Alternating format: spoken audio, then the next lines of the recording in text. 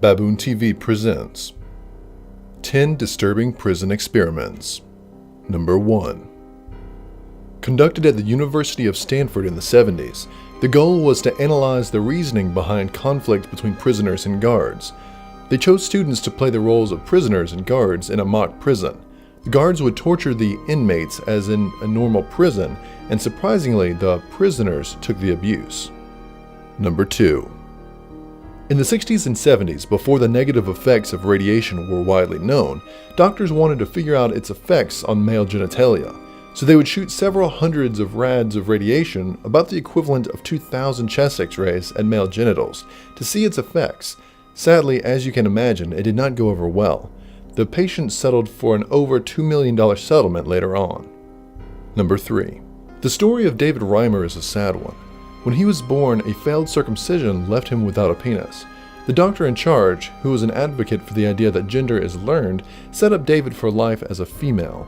Naturally, David did not accept that, and was humiliated throughout the course of his life, until his unfortunate suicide in his 30s. Number 4. This one can be summed up rather quickly. Inmates at San Quentin prison underwent several odd medical procedures, to testing cures for Spanish flu to even more bizarre things, such as animal to human testicular transplants. Number 5. During African apartheid, a doctor who was against homosexuals figured he had a foolproof plan to cure homosexuality through electroshock therapy. He would show naked pictures of men to other men and ask them to fantasize. Then he would shock them. Once he went under fire, he fled to Canada to work at a teaching hospital. Number 6. Experiments in newborns were common way back when. There even came a point where nurses would test changes in blood flow by subjecting infants to cold water and then blood rushing to their head. Number 7. Project MKUltra was a scheme devised by the government as a test of mind control.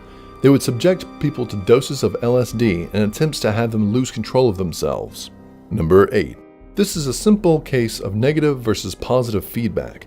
Children would be tested on speech consistency, and those who did well naturally got good praise. Sadly, those who did not got very harsh feedback, in some cases hindering or even stopping their ability to speak normally. Number 9.